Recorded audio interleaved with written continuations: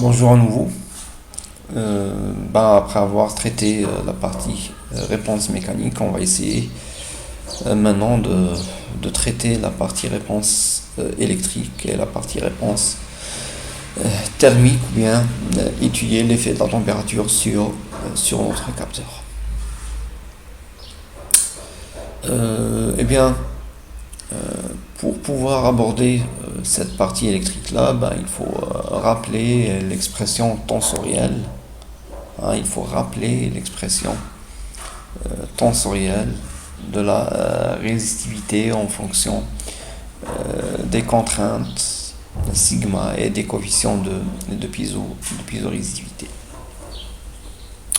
En TD, on avait vu que si on simplifiait les choses et on prenait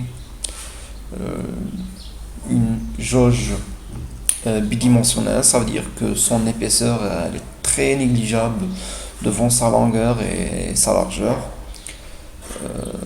Et ça, c'est une approximation très justifiée vu qu'on peut arriver à faire des jauges micro-diffusées, donc l'épaisseur peut avoir quelques centaines de nanomètres. Alors on a vu ça en TD, on pouvait réduire l'expression de la variation de la résistivité delta rho sur rho à l'expression suivante: pi 11 fois sigma x plus ou bien sigma 1, là on a utilisé la notation 1 et 2, pi 11 fois sigma 1 plus pi 12 fois sigma 2, et normalement c'est plus pi 44 fois sigma xy ou bien sigma 6 ici, mais on a vu que suivant la direction cristallographique 1, 1, 0, eh bien ce coefficient pi 44 serait très négligeable, voire nul. Donc l'expression de piezorésitivité va se résumer uniquement à pi 11 fois sigma 1 et pi 12 fois sigma 2. Ça veut dire que une jauge piézorésistive, sa variation de résistivité, ça va être le coefficient pi 11 fois la contrainte suivant la direction 1. Ça, c'est lorsque la contrainte, le champ électrique et le courant sont tous dans la même direction, c'est la direction 1. Et pi 12 lorsque le champ et le courant sont suivant la direction 1 et la contrainte elle est perpendiculaire par rapport à ces deux composantes électriques. Donc, si on a l'expression de delta rho sur rho, on peut tout simplement exprimer la valeur de la sensibilité. On va rappeler un peu l'expression. On avait dit que l'expression de piezo-résistivité delta rho sur rho, c'est une écriture tensorielle fois sigma. Et dans le capteur, qu'est-ce qu'on avait? On avait à l'entrée du capteur, nous avions une pression, Cette pression, elle va induire une déformation x, y. Cette déformation, elle va induire des contraintes aussi, des contraintes suivant x et y. Ces contraintes vont induire delta rho sur rho, qui va de son côté induire une variation delta R sur R, dont les semi-conducteurs elle est pratiquement parfaitement égale à delta rho sur rho. Elle va induire quoi? Elle va induire VS. VS, donc du coup nous allons avoir l'expression qu'on cherche dans notre capteur, c'est VS en fonction de quoi? En fonction de P. Donc pour trouver ça, pour trouver cette expression là, il fallait ou bien il faut trouver la relation de W en fonction de P, hein, ici. Il faut trouver sigma en fonction de W, hein, cette relation-là. Ensuite, il fallait trouver quoi? Il fallait trouver delta R sur R en fonction de sigma. Et ensuite, on termine par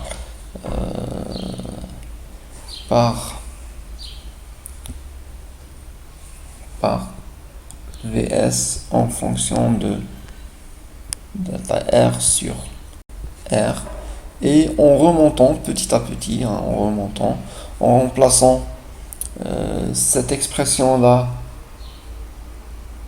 ici, et en remplaçant l'expression de P dans delta R, etc., ben on finira par trouver l'expression qu'on cherche. C'est cette expression-là, finale qui est la tension de sortie, hein, la tension de sortie en fonction de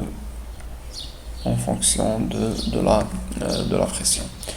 Pour nous, la partie mécanique, elle est finie, elle est terminée. Ce qu'on cherche maintenant, c'est la partie électrique, hein. On cherche comment on trouve Vs en fonction de delta R sur R ou bien delta ρ sur ρ, parce qu'on rappelle ce qu'on a vu en cours. En cours, on a vu que pour les semi-conducteurs, nous avions delta R sur R, c'est pratiquement égal à delta ρ sur ρ, parce que l'effet de variation des paramètres géométriques, longueur, surface, est négligeable devant celui de la résistivité. Donc la variation de la résistance se résume à la variation de la résistivité électrique. On revient à un autre diapo. On va changer un peu les notations ici. On a pris sigma 11 ou bien pi 11 comme PL et pi 12 comme PT. Sigma 1, on va l'appeler sigma L, et sigma 2, on va l'appeler sigma T, tout simplement pour simplifier les choses. Et on avait vu que dans la partie de valeur de coefficient piezo-résistive en fonction direction cristallographique, on avait trouvé que PL était égal à moins pi T. Hein. PL était égal à moins pi T. Donc du coup on peut trouver la valeur de la sensibilité, hein, parce que la sensibilité c'est quoi? C'est la variation S.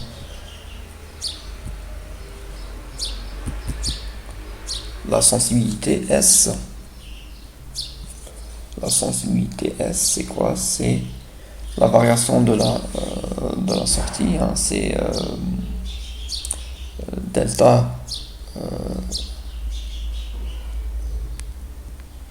R sur R divisé par la variation relative de la pression, hein, ou bien c'est la sortie Vs sur P.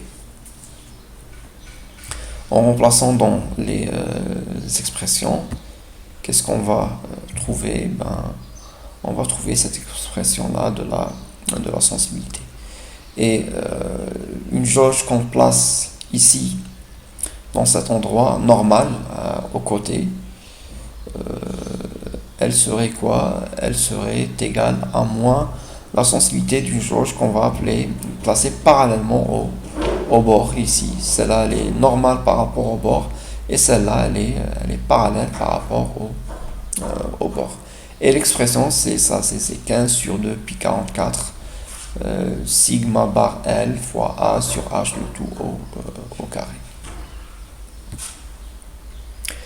Si on prend un capteur ou bien le circuit de transduction, ou bien le circuit de détection comme étant un montage potentiométrique à base de jauge, une jauge placée normalement, bien normale par rapport au bord, et l'autre elle est parallèle par rapport au bord, ben la sensibilité delta Vs sur Ve serait la suivante. La suivante, malheureusement, on n'a pas le temps de démontrer ça parce que ça demande vraiment un long travail de démonstration. Pas difficile, mais qui prend beaucoup de temps. Et avec les cours qu'on fait de cette manière-là, ça ne serait pas possible de voir toute la démonstration, mais elle est simple. Si vous voulez vous casser les têtes un peu avec cette démonstration, vous pouvez trouver facilement bien sûr en ajustant quelques astuces, vous pouvez trouver cette expression-là. Donc la sensibilité, elle est 15 sur 4, pi 44 fois sigma L. Et si on prend un montage avec 4 jauges, un montage potentiométrique, eh bien la valeur de la sensibilité serait 2 fois plus importante, parce qu'un pont de Wheatstone, il est fait par l'assemblage de 2 montages potentiométriques. Et de plus, le montage potentiométrique, c'est un montage qui permet, lorsqu'il est bien équilibré, ça veut dire que la valeur nominale de ces 4 jauges ici, au repos, elles sont égales, ça veut dire que Vs serait nul. Ça veut dire que c'est un montage qui rejette la fonction d'alimentation et qui va rejeter avec la tension d'alimentation toutes les fluctuations, les non-stabilités de cette tension. Il va les rejeter aussi, et on va avoir à la sortie que la variation, ou bien le Vs qui est dû à la variation de ces jauges-là. Et c'est un montage qui permet aussi de bien compenser l'effet de température, parce que si la température elle influe sur les 4 jauges de la même manière, si elle va élever la valeur ou bien les valeurs des 4 jauges de la même manière, ou bien elle va les faire baisser de la même manière, le pont serait toujours équilibré, et on va avoir une tension Vs qui serait nulle, ou bien le pont qui va rejeter complètement l'effet de la température. Bien sûr, c'est difficile d'avoir des jauges parfaitement identiques et qui répondent aux variations dues à la température de la même manière. Donc c'est difficile d'avoir un rejet complet de l'effet de la température. Mais quand même, ça permet de compenser bien l'effet de température. Donc on va utiliser un capteur, ou bien le transducteur, ça va être un pont de Wheatstone. Bon, là c'est juste le bilan électrique, ça résume ce que je viens de dire. Je vous laisse le soin de lire ça chez vous dans le cours que vous avez déjà sous forme PDF. Réponse thermique du capteur. Eh bien, on a dit que tous les capteurs, le problème c'est que tous les capteurs pratiquement, il y a des grandeurs d'influence qui vont changer un peu la manière dont le capteur répond normalement ou bien habituellement à une grandeur physique. Par exemple, dans ce capteur de pression, nous on cherche à mesurer la pression. Mais on sait que la température influe beaucoup sur les caractéristiques électriques des semi-conducteurs. Ça veut dire que la température va aussi influencer sur le capteur. Mais nous on cherche à mesurer la pression et non pas la température. Ça veut dire quoi? Ça veut dire qu'on doit prendre compte de ce phénomène, ou bien de cette influence de température sur notre capteur. Et pour pouvoir modéliser ou bien élaborer un modèle analytique cette fois de l'effet de la température, on va suivre une démarche logique. Et la démarche, ça serait la suivante. Si on sait que mon stylo il est là, on sait que la température, elle influe sur la résistance, hein, sur ça c'est connu. La résistance, elle est fonction de la température et on cherche à trouver cette influence-là. On cherche à trouver cette relation. Mais on va d'abord essayer, pour pouvoir élaborer le modèle, on va essayer de voir sur quels paramètres physiques la température influe vraiment. Eh bien, on sait que R, la résistance d'un matériau, c'est sa résistivité fois sa longueur divisé par sa section. Ça veut dire que la température elle peut influencer ici les paramètres géométriques, hein, et elle peut influencer la résistivité. Mais nous, on sait, hein, nous savons que dans les capteurs à semi-conducteurs, dans les semi-conducteurs, l'influence, elle est beaucoup plus importante sur la résistivité que sur l'ensemble des paramètres géométriques. Ça veut dire que L et S ne vont pas dépendre de la température, ou bien même si nous avons une dépendance de L et de S en fonction de la température, cette dépendance elle est très très négligeable. Même avec l'application d'une pression mécanique, elle est négligeable, donc l'influence de la température serait encore plus négligeable. Ça veut dire quoi? Ça veut dire que la température, elle va influencer ρ. Donc qu'est-ce qu'on fait? Logiquement, on doit maintenant se demander dans ρ, sur quoi elle va influencer vraiment. Ça veut dire quoi? Ça veut dire qu'il faut chercher ρ en fonction de la température maintenant. Ce qu'on cherche, c'est ρ en fonction de la température. Maintenant, ça veut dire qu'il faut donner l'expression de ρ. ρ, c'est quoi? C'est 1 sur la charge élémentaire fois le nombre de charges fois la mobilité. On sait naturellement que la charge élémentaire, c'est une constante, hein, 1,16 10 puissance moins 19 coulombs. Et le dopage, ou bien le nombre de porteurs de charge, bien sûr, il dépend de la température, mais sa dépendance, elle est négligeable. Si on prend un semi-conducteur assez fortement dopé, eh bien, le nombre de paires électrons-trous qui va être généré par effet de température serait négligeable devant le nombre, ou bien devant le nombre d'électrons ou de trous avec lequel on a dopé le semi-conducteur. Donc l'effet de la température serait aussi négligeable sur N. L'effet, ce qui reste, le seul paramètre, c'est la mobilité. La mobilité qui est une notion pas très fondamentale, mais c'est une notion qui est là.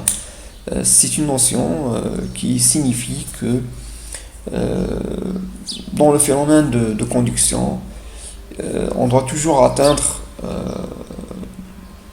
un niveau d'équilibre ou bien de stabilité qui est dû au fait que les électrons ou les trous rentrent en collision, ce qui permet de limiter à chaque fois leur vitesse pour que leur vitesse ne soit pas infiniment grande et infiniment croissante. Donc on va voir l'effet de T, hein, l'effet de la température sur la mobilité. On va chercher la mobilité en fonction de la température. Et là aussi, la même démarche, il faut trouver l'expression de nu. Mais l'expression des mobilités, l'expression de la mobilité nue, l'expression de la mobilité nue, il y a plusieurs modèles. Il y a des modèles statistiques qui donnent la valeur de la mobilité en fonction de leur collision électron avec électron, ou bien électron avec piège, ou bien électron avec défaut, avec la maille, etc., etc. Nous, on va essayer de voir deux modèles. Un premier modèle, je pense que ça va être le modèle de Conda et l'autre, ça va être le modèle de Dorkel qui sont là et qu'on va essayer d'implémenter. Donc là, nous avons la mobilité en fonction de la température nominale, de la température, et en fonction du nombre de porteurs de charge aussi. Et si on trace, qu'est-ce qu'on va avoir? On va voir cette allure de courbe. On va voir ces deux courbes là. Là, c'est la température pour différents dopages. Et on peut remonter à delta R sur R, hein. Si on connaît l'expression de nu, on peut remonter à delta R sur R. Et là, qu'est-ce qu'on voit en utilisant ces modèles qui sont assez complexes? Qu'est-ce qu'on voit? On voit que nous avons des courbes pas très linéaires, hein. Ce sont des courbes qui ne sont pas très linéaires, qui ont une légère parabolicité. Donc si je veux interpoler ces valeurs numériques, parce que là ce sont des valeurs numériques, des résultats numériques, ces valeurs numériques là, si je veux les interpoler suivant une expression mathématique, ça serait pas une expression mathématique de premier ordre, parce qu'un polynôme de premier ordre c'est une droite, mais là je vois que j'ai une légère parabolicité, ça veut dire que je vais avoir une expression de deuxième ordre, ou bien un polynôme de deuxième ordre du genre delta R sur R, c'est égal à par exemple alpha fois t plus bêta fois t au carré plus une constante, hein, plus une constante. Et puisque la parabolicité là elle est légère, ça veut dire quoi? Ça veut dire que je peux prédire que la valeur du coefficient bêta qui serait multiplié par t au carré serait petite devant alpha qui serait multiplié par t, hein, parce que si je veux approximer ça avec une droite, l'approximation serait assez bonne, mais pour avoir plus de précision, je dois interpoler ça avec une expression du deuxième ordre. Et bien cette expression c'est la suivante là. R, c'est R0, c'est la valeur nominale. Lorsque la température elle vaut 0, lorsque la température elle vaut 0, R est égal à R0. Lorsque la température elle est soit supérieure à 0, soit inférieure à 0, il faut la calculer suivant alpha et bêta. Et ce qu'on a fait, on a calculé alpha et bêta pour plusieurs valeurs de dopage et pour plusieurs valeurs de dopage par une simple interpolation. On peut mesurer, bien tirer l'expression de alpha, ou bien les valeurs de alpha et bêta. Donc, pour plusieurs valeurs de dopage, nous avons là des valeurs expérimentales de alpha et bêta. Ici, le modèle de Dorkel, et ici le modèle de Dorkel, ici le modèle d'Aurora. Et qu'est-ce qu'on remarque? On remarque que le modèle de Dorkel il est plus proche des valeurs expérimentaux. Ce sont des comparaisons avec des travaux expérimentaux qu'on a fait. Et donc le modèle de Dorkel il est plus proche que celui d'Aurora. Donc le modèle qu'on va adopter, ça serait le modèle de Dorkel. Et un autre truc ou bien un autre détail qu'on peut tirer de ces courbes-là, on peut voir par exemple quel est le dopage qui permet d'avoir un minimum d'effet de température. Là nous avons les alpha. Je vais essayer de voir le modèle de Dorkel qui est en noir ici. Là c'est alpha et là c'est les valeurs de bêta pour plusieurs valeurs de dopage. Si par exemple je prends ça, je vais essayer de prendre juste alpha parce que c'est le coefficient le plus important. Je vais voir que je vais avoir un minima ici. Je vais avoir un minimum, ici. Et ce minimum va être entre 10 puissance 18 et 10 puissance 19. Un dopage de 10 puissance 18 à 10 puissance 19 par centimètre cube. Ça veut dire quoi? Ça veut dire que si alpha est minimal, eh bien ça veut dire que l'effet de la température il est minimal pour ce dopage-là. Donc ça nous donne même des idées sur quel est le dopage qui permet d'avoir un minimum d'effet de température. Vous vous rappelez la dernière fois dans le chapitre précédent, on avait dit que le dopage il influe sur la valeur des coefficients piezorésitifs et il influe aussi sur le degré d'influence de la température. Plus le dopage est grand, moins la température a d'influence, mais les coefficients piezorésitifs vont avoir une valeur plus petite, donc la sensibilité du capteur elle va chuter.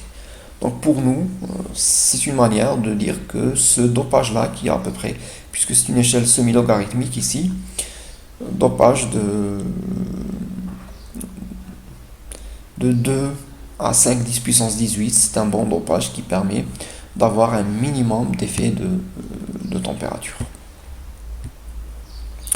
Ensuite, bien sûr, on peut tracer la courbe delta Vs sur Ve en fonction de P, parce que nous avons toutes les informations et c'est une courbe qui est parfaitement linéaire. On peut aussi voir l'influence de la température sur la sensibilité. Plus la température elle augmente, la sensibilité elle chute. Et là c'est l'influence de H, de l'épaisseur sur la sensibilité. Bien sûr, plus H est grand aussi, plus la température elle chute. La sensibilité au dopage aussi, la même chose. Plus le dopage est grand, moins la température a d'influence, mais on va voir la sensibilité qui va chuter. C'est tout pour ce capteur de pression. On a essayé de résumer un peu les choses. On ne peut pas tout détailler, toutes les équations analytiques. On ne peut pas tout détailler, mais c'est juste pour donner une idée sur la manière avec laquelle on modélise ce type de composants. Dans le cours précédent, dans le cours suivant, Inch'Allah, on va voir un autre résumé qui est un peu semblable à celui-ci sur le capteur d'accélération. Je vous remercie et au cours prochain, Inch'Allah.